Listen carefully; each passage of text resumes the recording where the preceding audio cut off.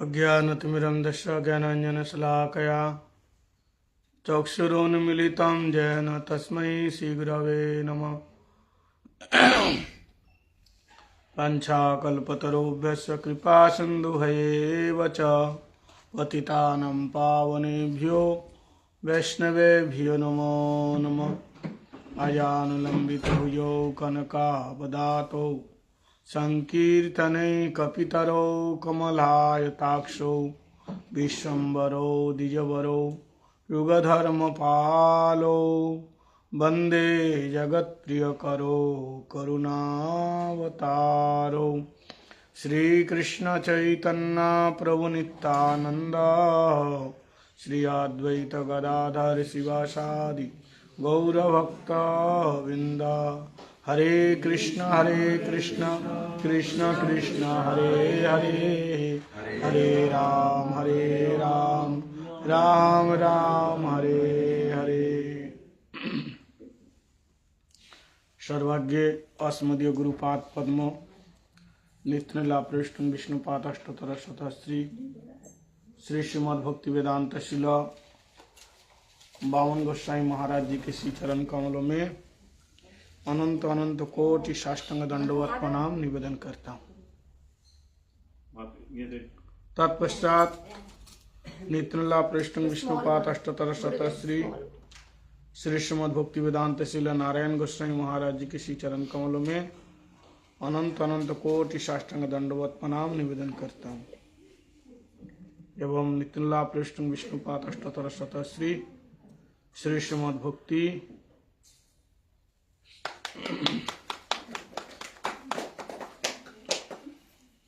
वेदांत स्वामी महाराज जी के श्री चरण कमलों में अनंत अनंत कोटि साष्टांग दंडवत प्रणाम निवेदन करता हूँ।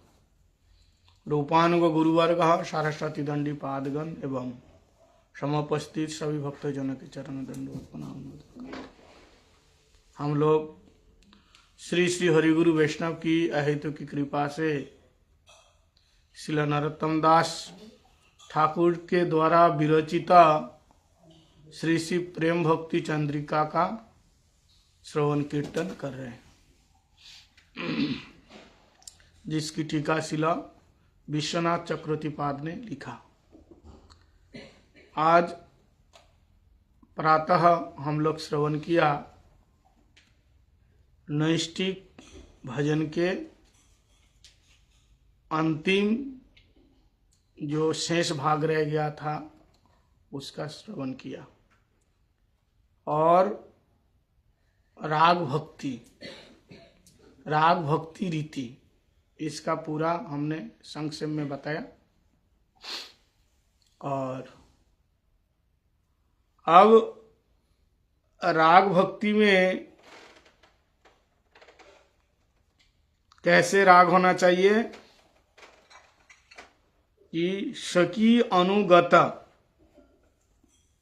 राग कैसे, राग भक्ति कैसे, सखी अनुगत, सखी के अनुगत में वो राग का आस्वादन होगा।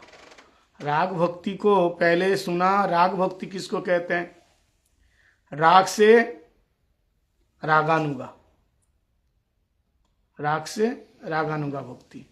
तो रागानुगा भक्ति साधक रागानुगा भक्ति कर सकते हैं, और जो ब्रजवासी जन उनकी जो भक्ति है रागात्मिका भक्ति। रागात्मिका भक्ति के अनुग जो भक्ति है उसका नाम रागानुगा भक्ति। तो इसमें सखी अनुगत, सखी के अनुगत्य में ही उसी रस का आस्वादन होगा।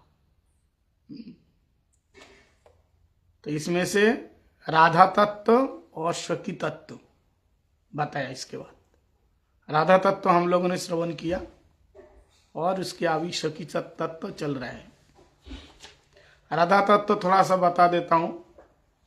बताया कि परब्रह्म परमात्मा परमेश्वर अखिल विश्व ब्रह्मांड के जो नायक है, उनकी अंग छटा को ब्रह्म कहा गया, और उनका वैभव अंश को परमात्मा कहा गया। उनका जो वैभव अंश उसको परमात्मा कहा गया। और स्वयं को समझने के लिए उन्होंने 3 भाग में विभक्त किया, यानी उनकी 3 शक्ति है। अंतरंगा शक्ति जिसका नाम है चित शक्ति, तटस्था शक्ति जिसका नाम है जीव शक्ति, बहिरंगा शक्ति जिसका नाम है माया शक्ति। इसमें से चित शक्ति प्रधान बताया। चित शक्ति का एक नाम है स्वरूप शक्ति। ये स्वरूप शक्ति को फिर 3 भाग में विभक्त हुआ, सत चित आनंद। तो आनंद को लादिनी शक्ति कहते हैं। लादिनी शक्ति कौन है? लादिनी शक्ति को फिर रस को आस्वादन करने के लिए इसको फिर 2 भाग में बांटा गया,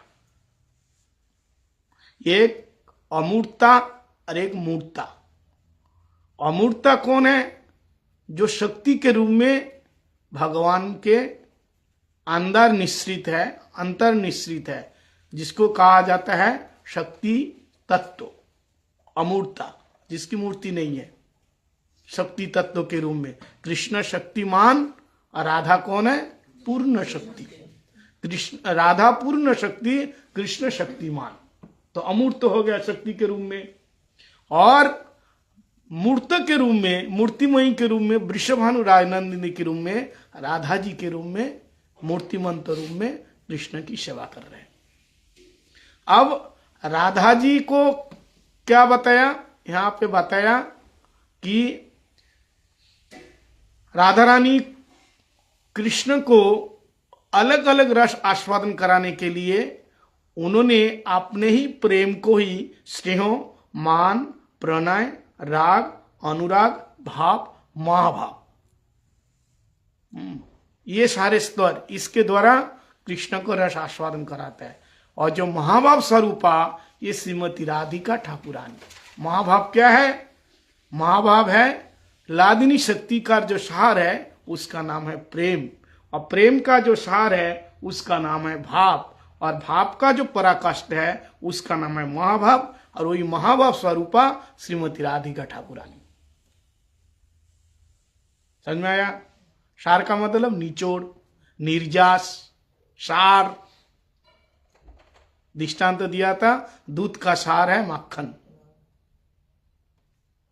ऐसे महाभाव स्वरूपा जो राधा ठाकुरानी कैसे प्रेम का सार है, लादिनी का सार है प्रेम, सच्चिद आनंद। आनंद का मतलब होता है लादिनी शक्ति।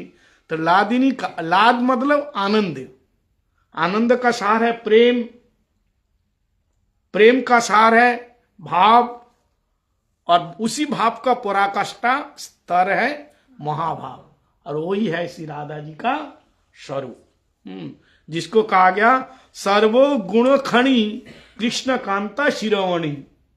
सर्वो गुण खनी, खनी मतलब खान, सारे गुणों का खान है। किन कृष्ण कांता, कांता मतलब कौन है? कांता, कांतो कांता, गोपी। सर्व कांता, कांत रस मतलब मधुर रस के शिरोमणि है श्री राधा रानी। कृष्ण प्रेम भावित जार चित्रेन्द्रिय काय, कृष्णेर निज शक्ति राधा लीलार सहाय। ये चैतन्य चरितामृत में बताया। जो राधा रानी राधिका कृष्णमयी, राधिका कृष्णमयी है। राधिका परदेवता सर्वसम्मोहिनी कांता, वो कृष्णमयी है। सर्वक्षण वो कृष्ण चिंता में, कृष्ण प्राण, कृष्ण धन, कृष्ण मन। राधा रानी के अंग अंग में कृष्ण है। राधा जी कहती हैं भाव में कि कृष्ण कहाँ है, ये हमको समझ में नहीं आ रहे। कृष्ण मेरा प्राण है, वो मेरी जान है, वो मेरे अंग में है, वो मेरे संग में है। हाँ, प्राण में कान है, कान में प्राण है। कान मतलब काना, समझ रहे? प्राण में कान है, कान मतलब काना, और प्राण में कान है, कान में जान है, प्राण में कान है, कान में प्राण है, और हृदय ना जान पड़े कान है या प्राण है। समझ में है? मेरी जान में कृष्ण है और कृष्ण में मेरी जान है। आप समझ में आ रहे है, समझ में नहीं आ रहे, मेरे हृदय में प्राण है या कान है? कान मतलब कन्हैया। आप समझ में नहीं आ रहे, मेरी जो धड़कन जो धड़क रही है वो मेरी जान है या ये कन्हैया है? वो क्या है? हृदय ना जान पड़े, हृदय मतलब हृदय में, समझ में नहीं आ रहे कान है या प्राण है। हम सबका प्राण है ना? लेकिन राधा जी कहते हैं हमको समझ में नहीं आ रहा है कि हमारे हृदय में वो कृष्ण है या मेरा प्राण है, कन्हैया है या प्राण है। निशिदिन बरसत आंसू, नैना शाम बिना, दिन रात में रोती हूं। बरसात के मौसम 2 महीना होता है ना, बरसात, श्रावण शुरू, आषाढ़ श्रावण, 24 घंटे धीमे धीमे बारिश बरसता है।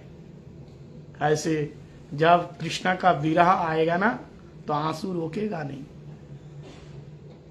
24 घंटा वो बरसता रहेगा, वो आंसू नहीं रोकेगा। उनके रूप, उनकी लीला, उनका गुण कीर्तन करते हुए निशी दिन बरसता आंसू। सूरदास जी लिखते हैं निशी दिन, दिन रात आंसू आ रहे हैं। तो कृष्ण प्रेम भावित जिनके चित्त इंद्रिय का है, कृष्ण प्रेम के द्वारा विभावित जिनकी इंद्रियां, जिनका चित्त है, हर इंद्रियों में कृष्ण है, हर इंद्रियों में। इसलिए कृष्ण की निज शक्ति है श्री राधा। कृष्ण की निज शक्ति कौन है? श्री राधा, और राधा ही कृष्ण लीला के प्रधान सहायक है। राधा, कृष्ण यद्यपि रस वैशः झवाया लब्धानंदी, स्वयं रस स्वरूप है, लेकिन रस स्वरूप होते हुए भी जब तक लादिनी स्वरूपा राधा रानी की कृपा नहीं होगी तब तक कृष्ण परिपूर्ण रूप से रस का आस्वादन नहीं कर पाएगा। राधा रानी की कृपा ही चाहिए। इसलिए यहाँ राधा तत्व बताया, महाभाव स्वरूपा श्री राधिका, और ऋषिकेंद्र मौली कौन है? श्री कृष्ण। अशेष विशेष प्रीति रस आस्वादन कराने के लिए, मतलब महाभाव स्वरूप श्री राधिका और ऋषिकेंद्र मौली। कृष्ण क्या है? परम ऋषि, इसलिए ऋषिकेंद्र मौली। भगवान के जितने स्वरूप है ना, कृष्ण जैसे रसिक नहीं है। इसलिए कृष्ण के लिए श्लोक आया, रसेना उत्कर्षते कृष्णा, सर्वश्रेष्ठ रस कृष्ण स्वरूप में आस्वादन होता है। इसलिए इनका एक नाम है ऋषिकेंद्र मौली। मौली मतलब एकदम चूड़ामणि, चूड़ा, ऋषिकों का परम ऋषि। इसलिए कृष्ण का एक नाम है रसिक बिहारी। तो कृष्ण महाभाव, राधा रानी महाभाव स्वरूप श्री राधिका और ऋषिकेंद्र मौली श्री कृष्ण के अशेष विशेष प्रीति रस आस्वादन कराने के निमित्त स्वयं श्री राधा अनेक रूप धारण किया, अनेक रूप धारण किया, अनेक गोपी रूप धारण किया।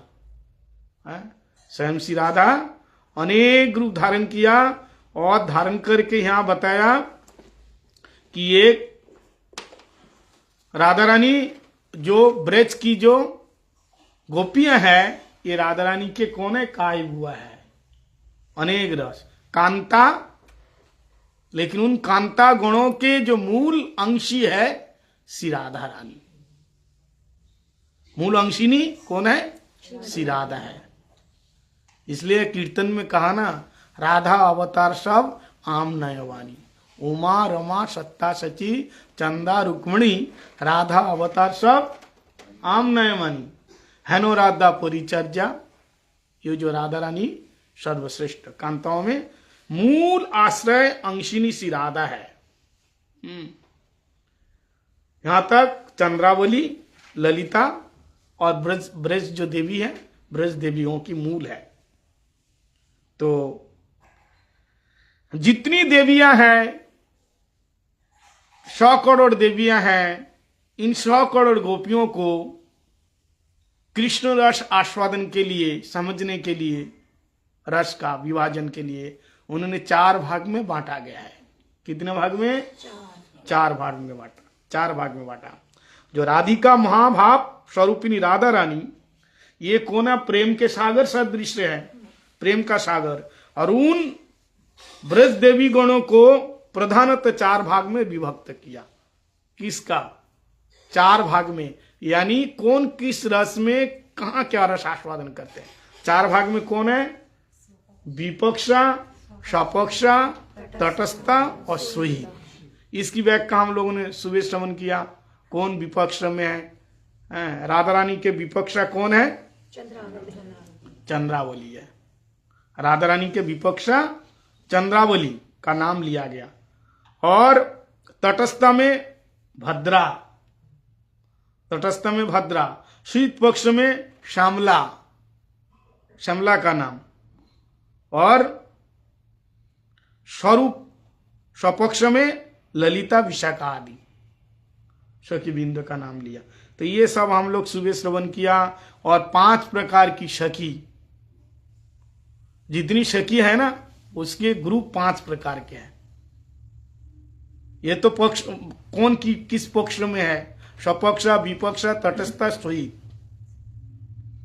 ये बताया। मतलब राधा रानी के जो कंपैरिजन में, हाँ। राधा जी के साइड में है कि अपोजिट साइड? देखो, कुछ राधा रानी के साइड में, केवल राधा रानी के, कुछ केवल कृष्ण के, और कुछ है केवल राधा और कृष्ण दोनों के, राधा रानी की तरफ और कृष्ण की तरफ। हाँ, जो अष्टसखी, ये दोनों तरफ है, राधा और कृष्ण के। पहला 4 है, हाँ, वो आई थिंक खाली राधा जी के साथ में कंपैरिजन। कौन? स्वपक्षा, सुहृदा, तटस्था। हाँ। और ये राधा जी के उसमें है ना? हाँ। जैसे राधा जी स्वपक्ष है, तो उनके कॉन्टेक्स्ट में है, मतलब उनके राधा जी, उनके लिए तटस्थ, तटस्थ, उनके लिए सुहृद। 5 प्रकार के सखी बताया। हाँ, वो फिर दूसरा से, वो दूसरे साइड, दूसरे लेवल के 5 की प्रकार। साइड। वो राधा कृष्ण दोनों के हैं। तो सुनो, जो स्वपक्षा, विपक्षा, तटस्थ, इसका विशेष व्याख्या उज्जवल नीलमणि में देख लेना। यहाँ जितना बताया मैं वही बता रहा हूँ, ठीक है? यहाँ इतना व्याख्या नहीं दिया। अब इसकी व्याख्या करने जाओ तो फिर तो और भी है ना? इतना समझो, राधा रानी के कौन स्वपक्षा, विपक्षा, तटस्थ में है। 4 कैसे हैं? यहाँ तो बताया राधा रानी के विपक्ष में भी है, राधा रानी के सुईद में भी है। हाँ, वही ना। तो हाँ, राधा जी के साथ कंपेयर। हाँ, राधा रानी के साथ। तटस्थ चंद्रावली विपक्ष में, तटस्थ में भद्रा और सुईद पक्ष में श्यामला, और स्वरूप स्वपक्ष में ललिता, विशाखा आदि। ये 4 राधा रानी के साथ दे दिया। सखी 5 प्रकार के सखी: नित्य सखी, प्राण सखी, प्रिय सखी और परम पृष्ठ सखी। इसकी व्याख्या मैं सुना दिया और नहीं सुनाऊंगा। अब सखियों में ललिता सखी का, यहाँ सखियों का वर्ण और वस्त्र और सेवा, इसका पूरी परिचय दे रहे हैं, अष्ट सखी का। इसमें और एक बात चली गई, जो 2 प्रकार की इन गोपियों में और भी 2 प्रकार बताया। एक समस्नेहा और एक विषम स्नेहा। समस्नेहा कौन है? जो तुल्य गोपी, जो दोनों में प्रेम रखते हैं, समस्नेहा। और विषम स्नेहा गोपी कौन है? जो राधा जी से प्रेम रखती है। ये है, ये इतना मोटा मोटा याद रख लो, ठीक है? तो हम लोग 3 सखी के बारे में सुना, ललिता, विशाखा, और तीसरे नंबर चित्रा के बारे में। चौथा नंबर इंदु रेखा। इंदु रेखा श्री गौरलीला में बोसु रामानंद, एक राय रामानंद वो अलग है, ये बोसु रामानंद। इंदु रेखा सखी गौर लीला में बोसु रामानंद के रूप में आए। ठीक है। और इनका हरि ताल वरना, हरि ताल वरना, इनका जो वर्ण बताया, हरि ताल वरना कैसा होता है? हरित माने ग्रीन, हाँ, हरि, हरि नहीं बताया, हरि ताल वरना बताया। हाँ, हरि ताल वरना बाद में देख लेना। दाड़िम्ब पुष्प वसना, और वसन दाड़िम्ब पुष्प, दाड़िम्ब किसको बोलते हैं? दाडम के अनार, अनार के पुष्प। अच्छा, अनार का जो फूल है, वो फूल का जो ऑरेंज रंग के होता है ना ऐसा। कलर है, वो उनका रंग है, साड़ी का रंग है बताया। माता जी का नाम बताया, पिताजी का नाम बताया, ये सब सुनने हैं। माता जी का नाम बेला और पिताजी का नाम है सागर। ये वाम प्रखरा स्वभाव, ये सुनना जरूरी है, वाम प्रखरा।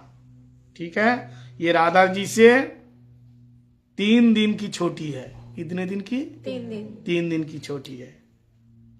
इनका सेवा है मधुपान, राधा जी के लिए शायद मधु पान कराने का काम कराती है। कौन? हिंदू रेखा। हिंदू रेखा, लेखा नहीं, रेखा, हिंदू रेखा। रेखा। हाँ, ये राधा रानी को मधु पान कराने का सेवा करती है। इनका भी ग्रुप है, सबका ग्रुप है, यूथ, जिसको यूथ बोलते हैं। इनका ग्रुप की जो सखी है उसका नाम भी दिया है। सबका एक एक कुंज का नाम है।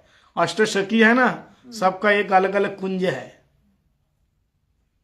और दूसरे ग्रंथ में दिया है राधा कुंड के किस कोने में किस सखी का कुंज है और उसका क्या नाम है,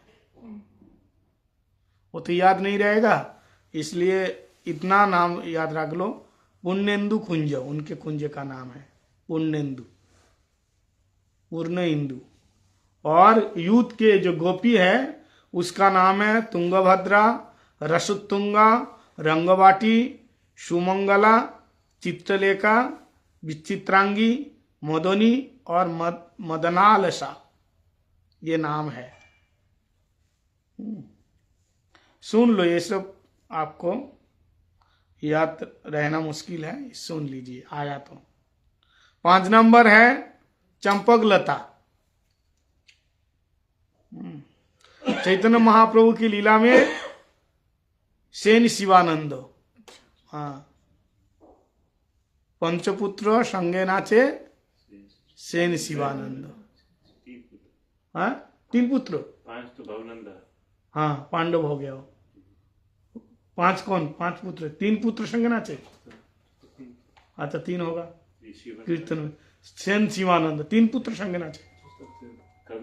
कवि कर्णपुरा के पिताजी है ना। हाँ, अच्छा, शिवानंद, ये चंपकलता। इनका वर्ण कुसुम वर्ण। कुसुम का वर्ण कैसा है? कुसुम पीला, पीला है। शरीर का रंग मतलब गोरी है, शरीर का रंग। तो चार्जिंग है, चार्ज तो है, नेट चालू हो गया, फिर दोबारा। पास में रखना पड़ेगा शायद। ठीक है, तो आइए जल्दी जल्दी सुन लेते हैं। इनका स्वभाव है बाम्ब मध्य स्वभाव है, और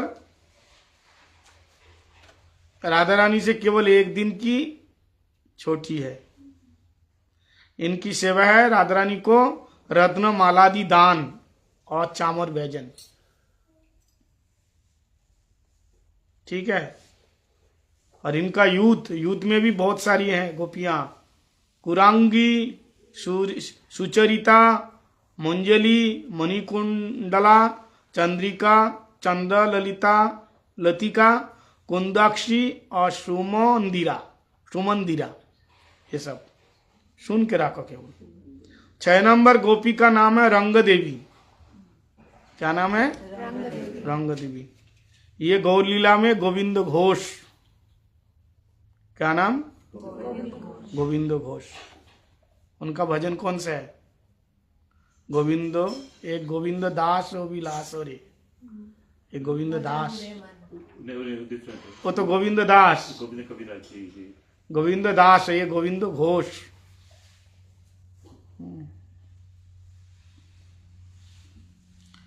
इनका रंग पद्म किंजल वर्णा, वस्त्र का रंग जवा कुसुम। जवा फूल देखा? हाँ, लाल लाल है उनके वस्त्र का। माता पिता का नाम भी बताया, और राधा रानी से 7 दिन की छोटी है ये गोपी। इनकी सेवा चंदन सेवा, चंदन घिस के करती हैं। जूतेश्वरियों का नाम है कलकंठी, शशिकला, कमला, मधुरा, इंदिरा, कंदर्प सुंदरी, कामलतिका, प्रेम मंजरी। इनकी जो जूत है। 7 नंबर तुंग विद्या। गौड़ लीला में कौन थी? बक्केश्वर पंडित। तुंग विद्या यहाँ बताया, गौरांग लीला में बक्केश्वर पंडित बता रहे, बक्केश्वर पंडित बता रहे इसीलिए। कर्पूर चंदन मिश्रित कुमकुम वर्णा, इसका वर्णा कर्पूर और चंदन दोनों मिश्रण मिलाने के बाद थोड़ा लाल लाल भाव, उनका रंग। पांडुर वस्ता, पीला रंग के वस्त्र। माता पिता का नाम बताया गया, और इनका स्वभाव दक्षिण प्रखर स्वभाव। राधा रानी से 5 दिन की बड़ी है ये, 5 दिन की बड़ी।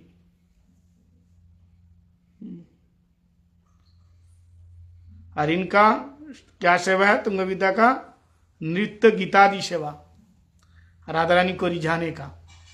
तुंग विद्या है ना, हाथ में वीणा लेके बजा रही है तुंग विद्या। इनका काम है राधा रानी को नाच गीत आदि ये सेवा के द्वारा राधा रानी को खुश करती है। तुंग विद्या कुंज में रहती हैं। इनकी जो जूत है नाम है मंजू मेधा, सुमधुरा, सुमध्या, मधुरक्षणा, तनुमध्या, मधुस्कंदा, गुणचूड़ा और बरांगदा। ये सब 8 नंबर। आखिरी में है सुदेवी। आखिरी में कौन है? सुदेवी, अष्टसखी, 8 नंबर।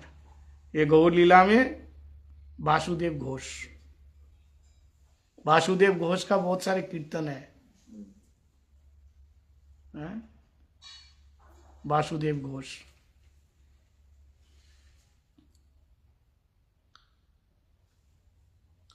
यहाँ एक बात है, जो रंग देवी है ना, ये जो सुदेवी, ये रंग देवी का उनकी भगनी बहन, जमज भगनी, जुड़वा बहन।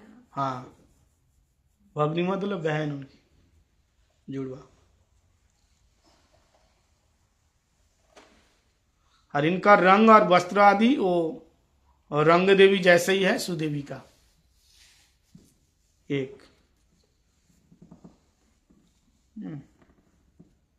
वाम प्रखर स्वभाव। अच्छा, एक वाम और एक दक्षिणा स्वभाव जो हम बता रहे हैं ना, वाम मतलब जो रूठने वाली है, वक्र गति। सुबह आज में बताया था स्वभाव क्या इसके बारे में। और दक्षिणा मतलब सीधी सादी, दक्षिणा भाव, सीधी सादी। 2 प्रकार की होती है ना, एक बहुत जल्दी रूठ जाती है, एक बार रूठ गई तो 10 दिन तक बात नहीं करेगी, हैं? एक ऐसे है, और एक है बिल्कुल रूठती नहीं है, और एक रूठ जाती है तो तुरंत खुश हो जाते हैं। जिसको कहते ना मध्य बाम्मा, दक्षिण बाम्मा, मध्य मध्य कुछ शब्द आया ना, तो वो मध्य में है। वो ना ज्यादा रूठती है ना ज्यादा प्रसन्न। अगर क्रोध आता भी है लेकिन जल्दी खुश हो जाती है, ऐसे रूठ जाना। इसलिए वाम प्रखर, ये इनका सुदेवी का वाम प्रखर है। प्रखर मतलब तेज, वक्र भाव, टेढ़ा पण तेज है। और इनका सेवा है जल सेवा, जल सेवा। इनके यूतों का नाम है कावेरी और चारुक वरा, सुकेशी, मंजुकेशी, हीरा, महाहीरा, हारकंटी और मनोहरा। ये सब जूतों का नाम उनके। रंग देवी का स्वभाव, बताया तो वाम प्रखर। रंग देवी का, हाँ, ये सुदेवी का, सुदेवी सुदेवी का वाम प्रखर है। का, और रंग देवी को पूछ रही है, हाँ नहीं बताया। बताया वाम मध्य स्वभाव, वाम मध्य स्वभाव। एक प्रखर वाम स्वभाव, तेज ज्यादा, और एक मध्य स्वभाव। टेढ़ी तो है लेकिन ज्यादा नहीं, मध्य भाव है। और राधा रानी क्या ये वाम भाव? मामला राधा रानी वाम भाव, राधा रानी का भाव वाम है।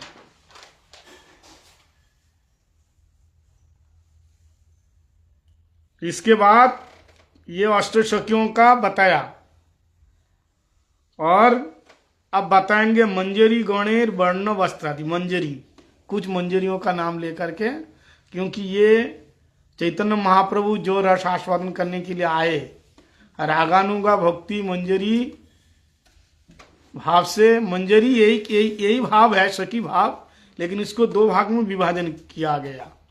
चैतन्य चरितामृत में पढ़ लेना। एक मंजरी भाव में चले गए, एक सखी भाव में आ गए। उसका सबसे पहले मंजरियों में रूप मंजरी का नाम लिया। पहला नंबर रूप मंजरी, मंजरी रूप मंजरी, जिसको हम लोग गौर लीला में श्रील रूप गोस्वामी के रूप में जानते हैं। देखो, जो लोग साधन भजन करते हैं, ये भजनीय चीज है। हरिनाम करते करते ये सब चिंतनीय चीज है। किसकी क्या सेवा है, किसके अनुगत्य में आपका सेवा करना है, आपका मन कहाँ बैठता है, लोभ क्या है। और ये सब चीजें केवल याद करके बोलने से नहीं होगा, ध्यान रखने से नहीं होगा। इसमें प्रतिष्ठित होना है। प्रतिष्ठित कैसे होंगे? जब होगा, ये कब से शुरू हुआ है? जब भजन नैष्टिक भजन होगा। अभी तो हम लोगों का भजन डामाडोल सा। अब दाल देखा, पहले कढ़ाई में दाल पकाते थे, दाल। आजकल तो कुकर में सीटी मार देते हैं। पहले दाल क्या होता था? कढ़ाई में पानी दे दिया, दाल दे दिया। तो दाल जब पकता है ना, तो ऊपर से फैन आता है, जानते हो? दाल जब पकाओगे, ऊपर से फैन आएगा। फैन कब तक आते रहेगा? जब तक दाल सिद्ध नहीं होगा, बॉयल नहीं होगा। जब दाल बिल्कुल बॉयल हो जाएगा, वो उबालना, वो जो फैन आना बंद हो जाएगा। समझ में आया? फैन आना बंद हो गया मतलब दाल पक गया। और फैन आ रहा है मतलब थोड़ा सा कच्चा है, कच्चा है। माताएं क्या करती हैं? करची दे के फैन को फेंकती जाती है ना, नीचे। और जब बिल्कुल पानी साफ हो जाते हैं, वो फैन आना बंद हो गया, यानी दाल अब पक गया। तब दाल से वो क्या बोलते हैं उसको? मथानी। हाँ, मथानी से उसको मथ के तड़का लगा देते। तो जब कच्चे अवस्था में उबाल आता है, फैन आता है, मतलब हम लोग जब कच्चे अवस्था में, साधक अवस्था में, तो हमारे अंदर के ना इष्ट के प्रति निष्ठा है, ना इष्ट का चयन है, ना भजन के प्रति निष्ठा है, ना भजन पथ का चयन है। चयन नहीं है, और चयन है तो निष्ठा नहीं है। अभी हमारा मन है विभ्रमित है, उबाल रहा है, अभी तरह तरह के महल आ रहे, क्या करना है क्या नहीं करना, विभ्रांत में। शास्त्र अनेक है, और शास्त्र में तरह तरह बात कही है। अब कौन सा छोड़े, कौन सा जोड़े, किसको बोले, किसको पूजे, किसको छोड़े, यही समझ में नहीं आता है। इसलिए ये जो ग्रंथ है ना, ये क्रम बाय क्रम दिखाए, फिर धीरे धीरे धीरे धीरे धीरे धीरे अंत में प्योरीफाई करके भजन निष्ठा, फिर उसके बाद रागानुगा भक्ति मार्ग बताया। तो ये सारे सब कुछ हो जाने के बाद एक जगह जब तुम स्थित हो जाओगे, यानी तुम्हारा जो मैल निकला ना वो सारा प्योरीफाई हो जाएगा। हाँ, एक जगह स्थिर हो जाएगा माइंड, भजन में निष्ठा हो जाएगी, तब जाकर के सब चीज रस देंगे। अभी सुनने में अच्छा लग रहा है थोड़ा सा, जिसकी रुचि है, लेकिन इसमें रस नहीं मिलेगा। इसमें रस नहीं मिलेगा। तो रस का आस्वादन तब होगा जब हरि गुरु वैष्णव की निष्कपट भाव से सेवा करोगे। श्रील प्रभुपाद ने बताया, क्योंकि अभी हमने राधा कृष्ण का नहीं देखा, महाप्रभु को नहीं देखा। किसको देखा? अपने गुरुदेव को देखा। किसको देखा? गुरुदेव के आश्रित जनों को देखा। उनकी सेवा करोगे, उन्हीं की कृपा से ही ये मार्ग आपको मिलेंगे। तो रूप मंजरी श्री गौर लीला में रूपो गोस्वामी पाद, इनका वर्णा बताया, गोरोचना वर्णा, और बसन शिखी पुच्छ बसन रूप मंजरी का। शिखी पुच्छ माने मयूर पुच्छ। हाँ, मोर पंख का, मोर पंख का जो है ना, मोर पंख का छाप वाला बसन है उनका। और सेवा क्या है? तांबूल सेवा, स्वर्ण वर्ण तांबूल बीटी का सेवा। बीटी का मतलब तांबूल जो बीड़ी है, वो सेवा है, तांबूल सेवा। ये कहाँ रहती है? रति मंजरी, यही रूप मंजरी, ये ललिता कुंज के उत्तर, ललिता देवी है ना, उनका भी तो कुंज है। इनके कुंज के उत्तर भाग में इनका नाम रूप उल्लास कुंज, इनका कुंज बना हुआ, इनका स्थान। ललिता जो कुंज है, उस कुंज के उत्तर दिशा में, उत्तर कोने में रूप उल्लास कुंज, रूप मंजरी का। फिर मंजूलाली मंजरी, मंजूलाली मंजरी कौन है? गौर लीला में श्री लोकनाथ गोस्वामी मंजूलाली, जो नरोत्तम दास ठाकुर जी के गुरु हुए, लोकनाथ गोस्वामी पाद। कबे मोनो लोकनाथ संगे लैया जावे, नरोत्तम दास ठाकुर बोलते हैं ना, मतलब गुरुदेव। गुरुदेव कब संग लेके जाएंगे? तो गुरुदेव भी लेके जाएंगे। हाँ प्रभु लोकनाथ मोरे दया करी, ये सब उन्होंने अपने गुरुदेव को बताया नाम लेके। इनका वर्ण है तप्त कांचन वर्णा, स्वर्ण वर्ण। अब वसन का नाम है किंगसुक वसना। किंगसुक जानते हैं? सफेद रंग का एक फूल है किंगसुका, इनका वसन सफेद, शायद वसन किंगसुक का वसना सफेद होगा, इसको देख लेना थोड़ा। वस्त्र, और इनकी सेवा, इन सेवा वस्त्र सेवा, वस्त्र सेवा, राधा रानी को वस्त्र प्रस्तुत करके देना। और इनका स्थान कहाँ है? विशाखा देवी के जो कुंज है, विशाखा कुंज है, इसके उत्तर में लीलानंद कुंज, इनके कुंज का नाम है लीलानंद। ये भी विशाखा देवी को उत्तर कोने में इनका कुंज है। तो लोकनाथ जी का सिद्ध स्वरूप में नाम मंजूलाली मंजरी और एक नाम है लीला मंजरी, और एक नाम है लीला मंजरी, दो नाम है इनका। इसलिए इनके कुंज का नाम है लीलानंदा कुंज, लीला मंजरी अथवा मंजूलाली मंजरी। इसके बाद 3 नंबर रसो मंजरी। गौर लीला में रघुनाथ भट्टो गोस्वामी, 2 रघुनाथ जी हुए, एक दास रघुनाथ, एक भट्टो रघुनाथ। दास रघुनाथ और भट्ट रघुनाथ। दास रघुनाथ जी की समाधि कहाँ है? राधा राधा कुंड में। और भट्ट रघुनाथ जी की समाधि वृंदावन में। कहाँ पे? चौसठ हाँ चतुर्थ वहाँ है ना, कहाँ? समाधि है वहाँ है ना, हाँ चतुसंग वृंदावन में। देव के टेम्पल के पास। वृंदावन जा करके पूछ के ढूंढ के चले जाना। आप बताओ। अरे हमको पता है तो हम बता देते ना, आप लोगों से क्यों पूछ रहे हैं? हमको सब कुछ पता होता है? नहीं होता, पता नहीं इसलिए पूछ रहे हैं।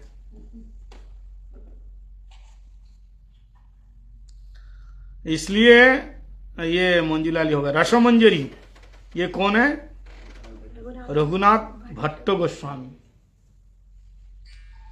भट्ट, इनका वर्ण है चंपक वर्ण। चंपक वर्ण देखा कैसे रंग? यहाँ पे लगे हुए हैं ना फूल, वो जो फ्रैंगिपानी के फूल। चंपक वर्ण है ना, ये कई प्रकार का होता है। अच्छा। सफेद भी होता है, लाल भी होता है, पीला भी होता है, लेकिन पीला प्रधान माना गया। स्वर्ण वर्ण चंपक। वस्त्र का नाम है हंस पक्ष वस्त्र, हंस सफेद। सेवा क्या है? चित्र सेवा। सेवा चित्र सेवा, ड्राइंग करता है चित्र। और चित्रा देवी के कुंज के पश्चिम भाग में इनका कुंज है रसा आनंद कुंज। ये रसा मंजरी दिया है। और चौथे नंबर में रति मंजरी, ये है रघुनाथ दास गोस्वामी। इनका और एक भी नाम है, दो नाम है, तुलसी मंजरी। रति मंजरी अथवा तुलसी मंजरी। और कोई कोई यहाँ दिया भानुमती मंजरी भी बोलते हैं। तीन नाम इनका, तुलसी मंजरी, भानुमती मंजरी और रति मंजरी। रति मंजरी सिलो रघुनाथ दास गोस्वामी का। शरीर का रंग विद्युत वर्णा, तड़ित वर्णा। विद्युत मतलब गोरी। तारावली वस्त्र, तारावली स्टार वाला वस्त्र है। और सेवा क्या है? चरण सेवा। इनका सेवा चरण सेवा है। इंदुरेखा देवी के कुंज के दक्षिण भाग में रति अंबुज कुंज है। इनके कुंज का नाम है रति अंबुज कुंज। 5 नंबर में गुण मंजरी, विद्युत वर्णा। ये भी जवा कुसुमा वसन, लाल वर्ण के कुसुम। इनकी सेवा जल सेवा। और चंपक लता कुंज के ईशान कोण में जो अष्टसखी है ना, सबको कुंज के, कोई उत्तर कुंज में, उत्तर दिशा में, कोई ईशान दिशा में, सबका कुंज बना हुआ है अगल बगल में। तो अष्टमंजरियां अष्ट सखियों के साथ साथ। हाँ बगल बगल में, ये तो बता रहे। अष्टमंजरी के बारे में बताएंगे। सभी मंजरियों के कुंज होते हैं अलग अलग। हाँ सबका कुंज, सबका रहने का घर नहीं होगा, कमरा नहीं होगा। कहाँ रहेगा? एक दूसरे के कमरे में कैसे चलेगा? सबके कुंज है। मैं सोची थी कि सारी मंजरियां के रूप गोस्वामी के अनुगत होती हैं, लेकिन सब मंजरियां अपनी अपनी ना अनुगत्य में तो सेवा करती हैं, लेकिन सबका एक स्थान है ना। रहने का। जैसे देखो आप रूप मंजरी के अनुगत्य में सेवा करोगे तो उनके अनुगत उनका आसन है। आसन मतलब स्थान क्या? कुंज मतलब उनका आसन है। जैसे ललिता देवी के अनुगत्य में कोई कर रहे हैं, कोई विशाखा देवी का अनुगत्य कर रहे हैं, तो सबका अलग अलग स्थान है। सबका अलग अलग स्थान है, आसन है। सब तो उनके अनुगत्य में करते हैं सेवा। जैसे मंदिर में हम सब गुरुदेव का अनुगत्य में सेवा करते हैं, लेकिन हम रहने के लिए हम लोगों के अलग अलग स्थान है, जगह है, अलग अलग कमरे में रहते हैं। 16,108 महिषियां हैं, सबका अलग अलग भवन है। सब तो कृष्ण की पत्नी है, लेकिन सबका अलग अलग स्थान है।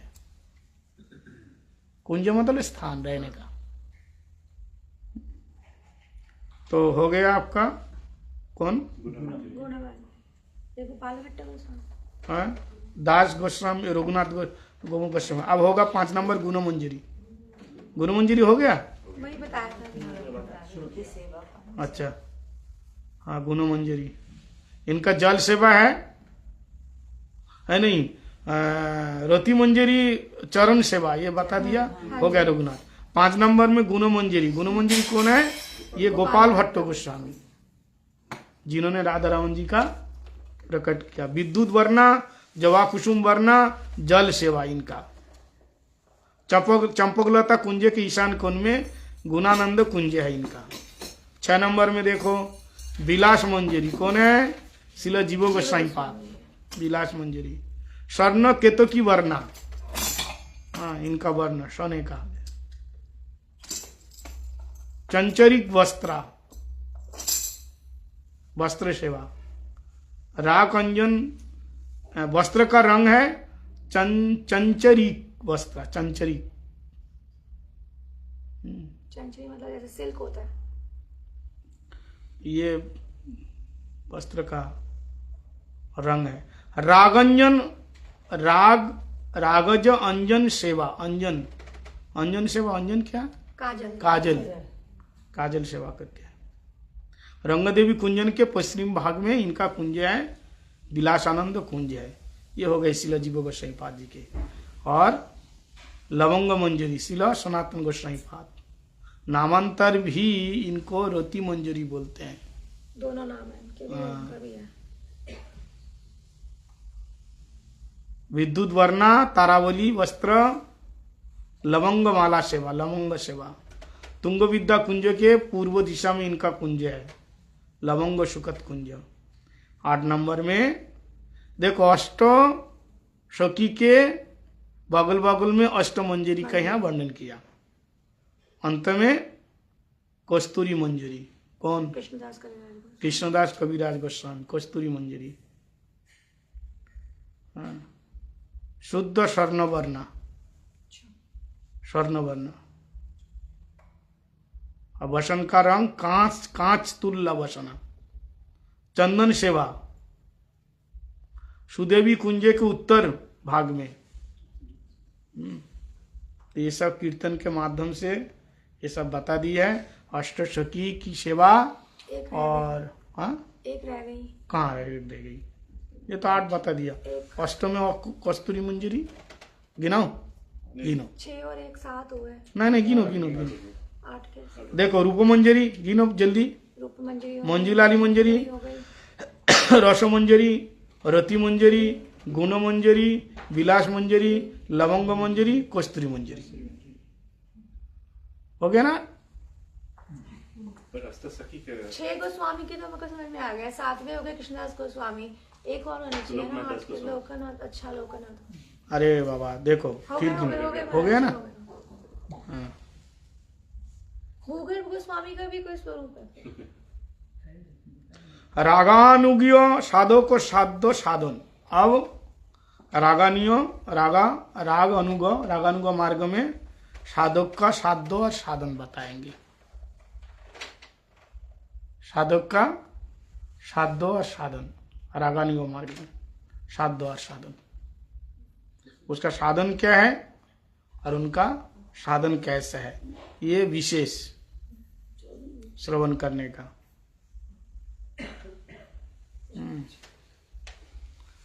अब सबसे पहले हमको ये समझना होगा साध्य वस्तु किसको कहते हैं।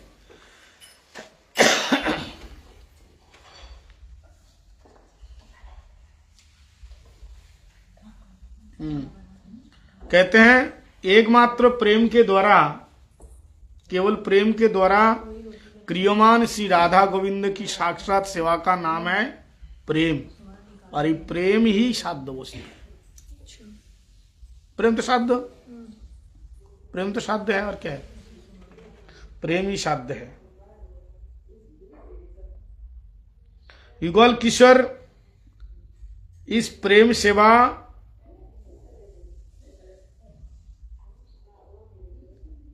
युगल जो किशोर है राधा गोविंद, इन दोनों की जो प्रेम सेवा के अधिकार केवल सखी और मंजरी। प्रेम सेवा के अधिकारी कौन दिया? केवल सखी और मंजरी, युगल किशोर के, मतलब राधा कृष्ण के दोनों के एक साथ सेवा का अधिकार केवल दिया सखी और मंजरियों के लिए दिया है।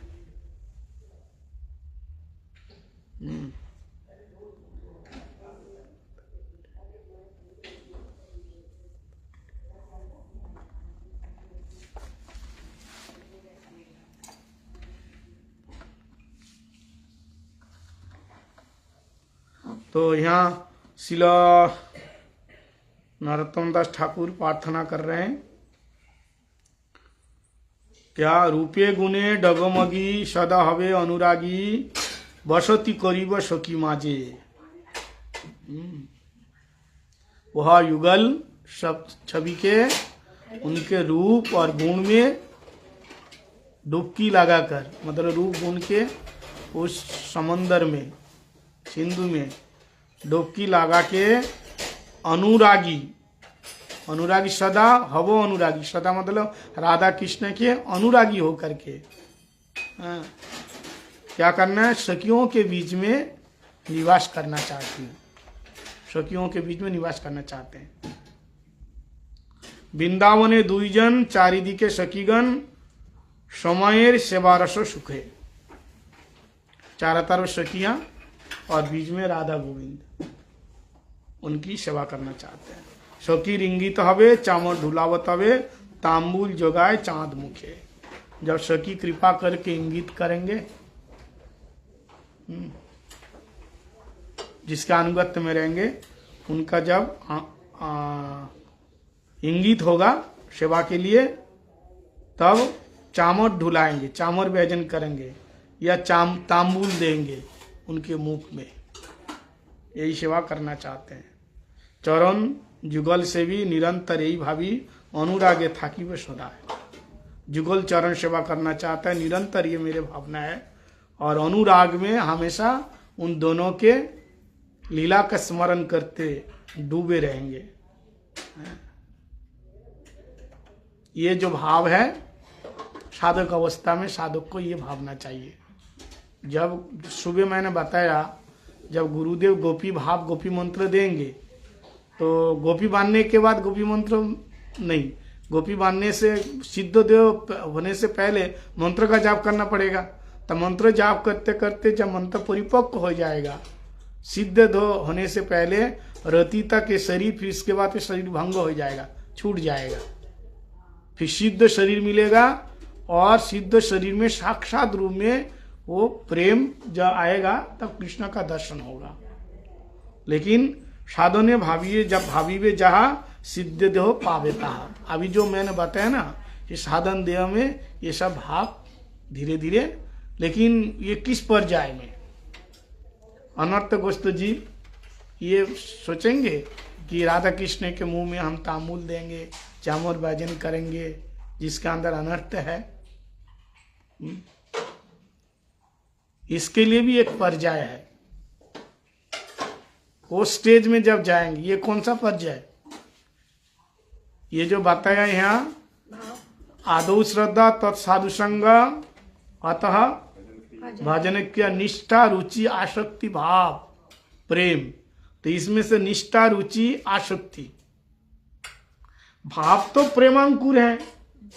भाव क्या है? प्रेमांकुर है, प्रेम की कली है, फिर भाव के बाद तो प्रेमी है। लेकिन ये जो साधक, यहाँ तो साधक देव में यही सोचने के लिए बता रहे हैं, कम से कम उसके अंदर रुचि आ जाए, रुचि स्थिति आ जाए, रुचि, फिर उसके बाद आसक्ति। निष्ठा भी दो प्रकार का है, एक निष्ठिता भक्ति, एक अनिष्ठिता भक्ति। निष्ठा पार करके जाने के बाद जाकर नैष्ठिक भजन बताया, उसके यहाँ तो यही तो चीज दिखाए। नैष्ठिक भजन के बाद तब ये रागानुगा भक्ति का एक क्रम शुरू हुआ। निष्ठा के बाद फिर रुचि। हमारा जैसे गुरुदेव ने हमको बताया थे कि हम ललिता सखी के अनुयोग में रूप गोस्वामी के गान में निरंतर के गण में रूप मंजरी के अनुगत्य में सेवा करना है। तो जो उनका सेवा आपने बताया जो है, तो हमें भी मेडिटेट वैसे ही करना पड़ेगा कि उनका जो सेवा वही तो सेवा मिलेगी ना। हाँ दूसरे सखियों की सेवा थोड़ी मिलेगी। नहीं, देखो ये जितने मंजरी हैं सप्तरूप मंजरी का अनुगत्य में, लेकिन सेवा तो बांटा हुआ है। अगर सभी लोग अगर राधा रानी को जल पिलाना चाहती है अलग अलग सखियों को अलग तो फिर बाकी तांबुल सेवा कौन करेगा, बैदन सेवा कौन करेगा? जितनी जितनी मंजरी है वो सब रूप गोस्वामी के अनुगत्य में सेवा बांटा हुआ है। जैसे आपको माला सेवा करना है, माला गंथन करना है, फूल चयन करके माला सेवा करना है, तो वो आपको देखो, जब आपको गुरुदेव गोपी मंत्र देंगे, जब भाव सिद्ध होगा वो आपको बता देंगे स्वरूप क्या है, आपकी सेवा क्या है, आपका रंग क्या है, आपका वस्त्र क्या है, सब कुछ वो बताएंगे।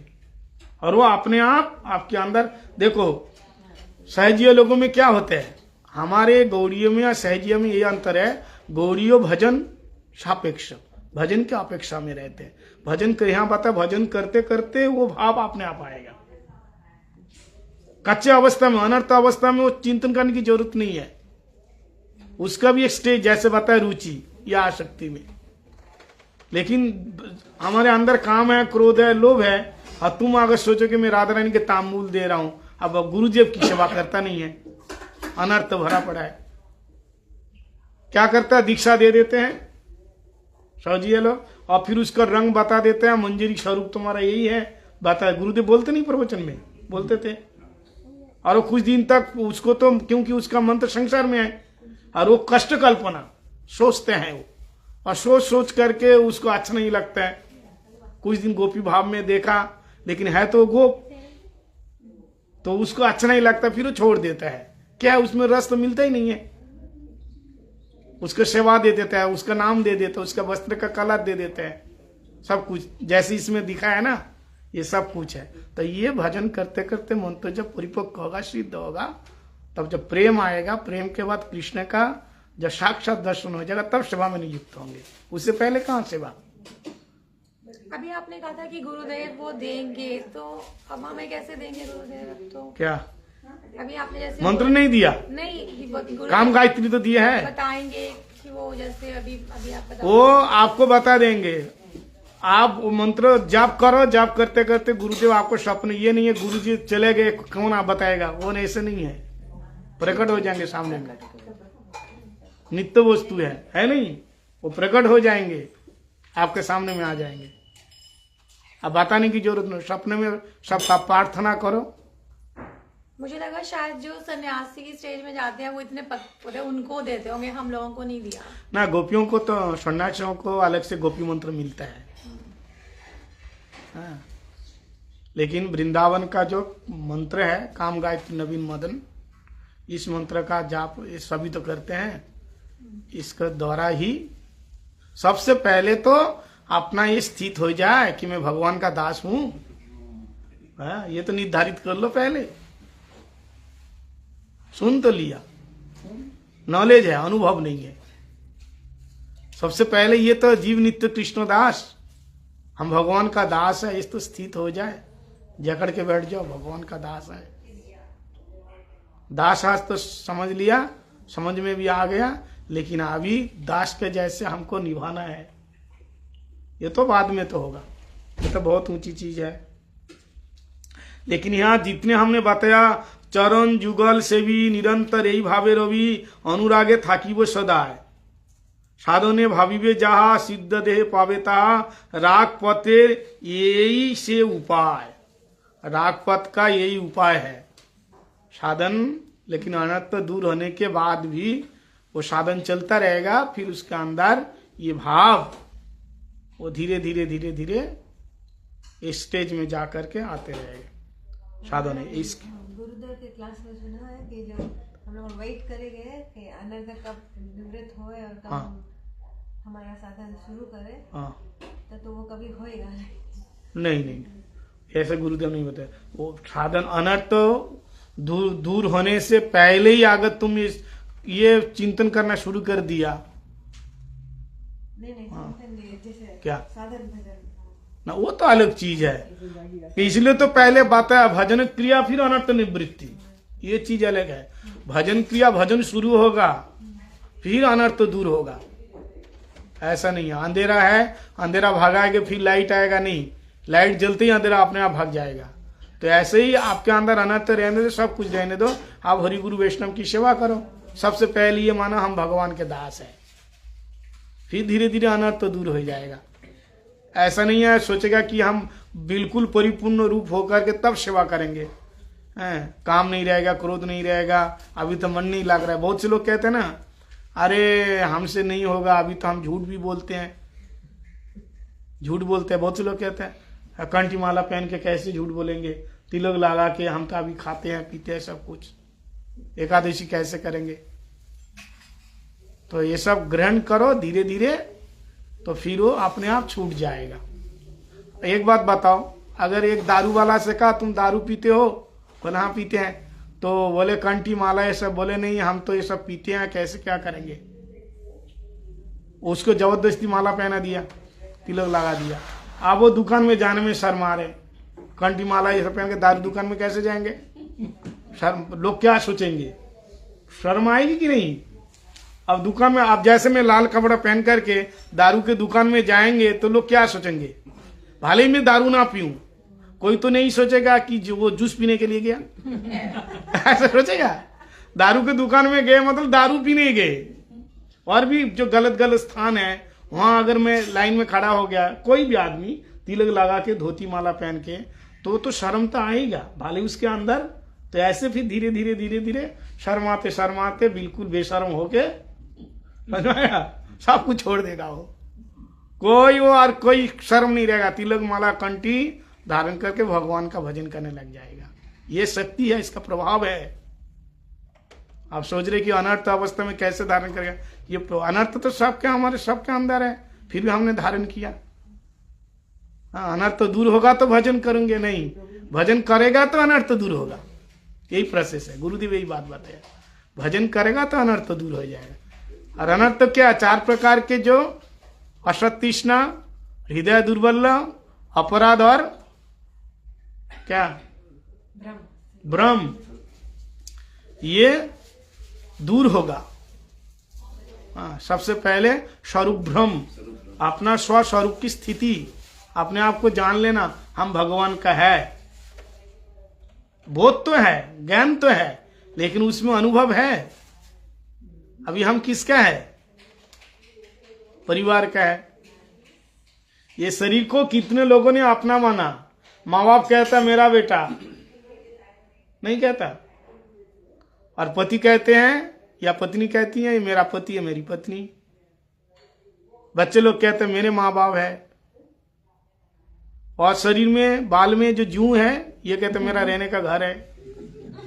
कुत्ता शियार कहता मरने के बाद मेरा भोज्य है, खाना है, वो तो इंतजार करना है मेरा खाना। ऐसा लिखा है कुकुर शिकाला आदि भक्तों ठाकुर के कीर्तन में है। दुर्लभ मानव देवा लविया संसारे, कृष्ण ना भजिनो दुख कई वो कारे, ये सब श्लोक में कीर्तन में भक्तों ठाकुर दिया है।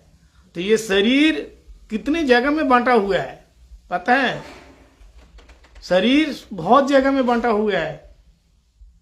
हाँ, पत्नी कहते ये मेरा पति है, अब देखो तुम्हारे शरीर के ऊपर उसका कब्जा है। कब्जा नहीं है, मेरा पति है, इसलिए तो नाचाती है, नाचाती नहीं। अब भले ही वो ना नाचे अलग बात है, लेकिन आप लोग ये मत सोचो कि हम तो अपने पति के साथ ऐसे करते नहीं। आप लोगों की बात नहीं कह रहा हूं मैं, जो करते हैं उसकी बात।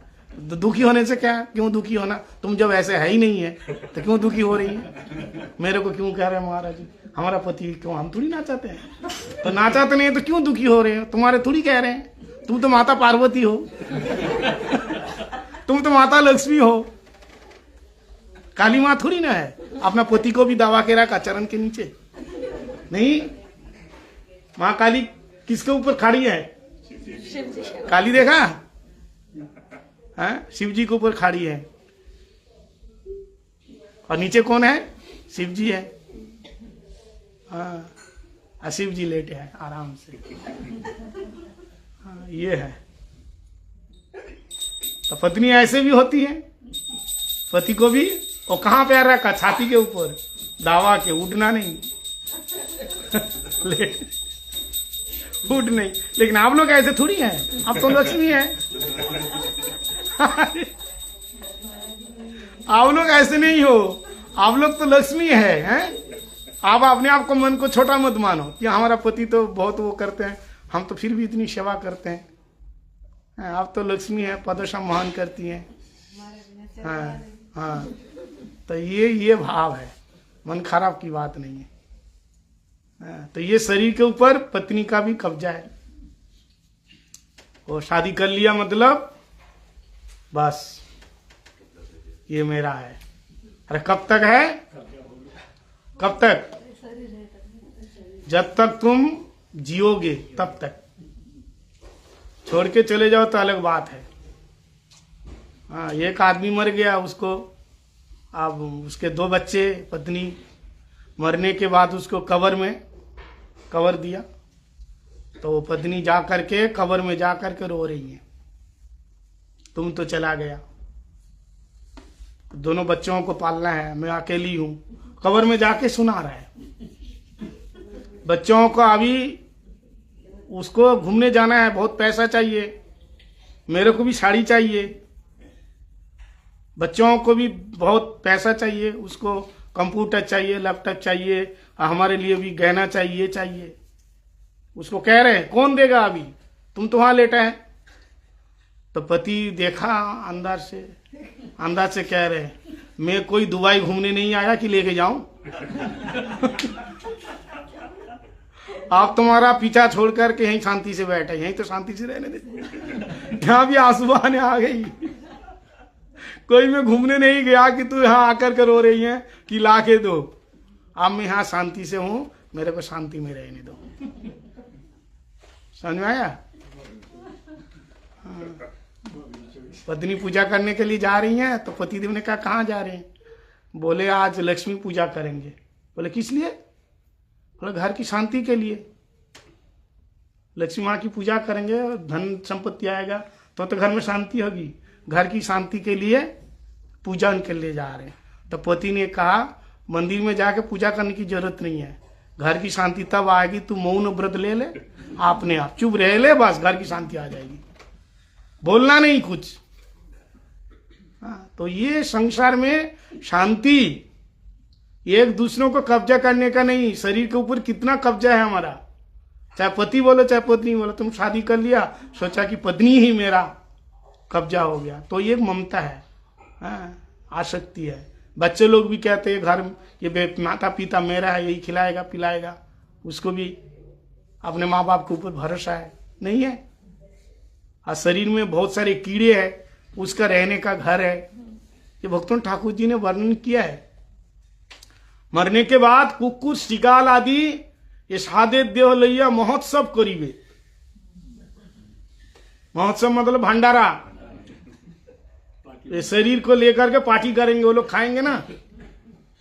हाँ, जिसको इतना सजाया बढ़िया, वो क्यों कार्पिन तेल लगा के बाल को एकदम बढ़िया सुंदर सजाया, खिलाया पिलाया, शरीर को इतना सजाया, लेकिन क्या हुआ मरने के बाद? हाँ, शरीर को देखो माना नहीं है, लेकिन भजन करना ही जरूरी है। कुछ भी करो, भजन के साथ जुड़े रहोगे तो सारे काम तुम्हारा सक्सेसफुल है। लेकिन भजन छोड़ दिया, सब बेकार, किसी काम का नहीं है। चाहे घर हो चाहे परिवार हो, सब कुछ हो, सब बेकार है। भजन बिना जीव दुखियारी। मीराबाई ने कहा, क्या बोले? भजन बिना नर फीको। हाँ, भजन बिना नर फीको। फीको जानता है? फीका सब्जी, फीकी सब्जी, नमक के बिना सब्जी फीकी है, ऐसे भजन बिना नरो फीको। भजन ही मूल है। तो आप लोग इसलिए भजन करो थोड़ा सा, ठीक है? सुबह शाम, जब पूरे दिन बाहर रहो कोई बात नहीं है, लेकिन सुबह शाम भगवान के सामने 10-10 मिनट बैठ जाओ, माला लेकर के हरिनाम करो, भजन करो, और जब टाइम मिले भजन करो, जुड़े रहो। हम तो परिवार से, किसी रिश्तेदारी से घंटे घंटे बात करते नहीं है। आजकल मोबाइल में टाइम पास हो जाता है, बात करना शुरू करते हैं तो कितनी देर तक बात करते हैं पता है? बेटी 1 घंटे तक माँ से बात किया और कहता अभी मेरे पास टाइम नहीं है, फिर बाद में फोन करूंगी। तो 1 घंटे तक क्या किया? 1 घंटे के तक बात किया, फिर कहते हैं अभी मैं बहुत जल्दी हूँ, घर का बहुत काम है, टाइम नहीं है मेरे पास, फिर बाद में फोन करती हूँ 15। तो टाइम मोबाइल में चले जाते हैं, जाता नहीं है, मोबाइल में नेट में चले जाते हैं। इतना टाइम, उतना टाइम अगर हरिनाम करे तो 16 माला हो जाएगा। सब नेट में। पहले नेट के द्वारा, नेट मतलब जाल, नेट का मतलब जाल है। हिरन को पकड़ने के लिए नेट फेंकते शिकारी, मछली को पकड़ने के लिए मछुआर क्या करते थे? नेट, जाल फेंकते थे। नहीं सुने ऐसा ध्यान से, वो देखो सत्संग, इधर सुनो। मछली को, हिरन को, पशु पक्षी को पकड़ने के लिए शिकारी क्या करते थे? जाल फेंकते थे, नेट। लेकिन कलियुग में मनुष्यों को पकड़ने के लिए भी नेट फेंक दिया, इंटरनेट। हाँ, तो उसी में हम लोग फंसे हुए हैं, नहीं है? देखो इतनी दामी मोबाइल है, अगर इसमें नेटवर्क ना हो तो किसी काम क्या, कौन देखेगा? कुछ नहीं है। ऐसा फंसा के, ये भी एक कली का, देखो ये ज्यादा अपव्यवहार होता है। लाभ तो है इसी के द्वारा प्रचार होता है, लेकिन लोग ज्यादा टाइम पास करने के लिए इसका यूज करते हैं मोबाइल से। भजन का टाइम नहीं है, समय नहीं है। एक आदमी हनुमान जी की पूजा कर रहे थे, आप पूजा करते करते इतने में फोन आ गया। आजकल तो महाराज घंटी बजाते बजाते कृष्णा वासुदेव आए, टन टन टन टन, तुरंत रख दिया। हाँ बोल, बता कहाँ है? अब पूरा मंत्र भी नहीं बताया, टाइम नहीं है। तो हनुमान जी का हनुमान चालीसा पढ़ रहे थे, इतने में फोन आ गया। किसका? शाला जी का। अब इम्पोर्टेंट फोन है, शाला का फोन। शाला, शाला जानते हैं कौन है? बहन का भाई है। आपने भाई से भी बड़ा है वो, बीवी का भाई। बीवी का भाई, बीवी का भाई है, तो अपने भाई से भी बड़े हैं, तो शाला का फोन कैसे छोड़ेगा?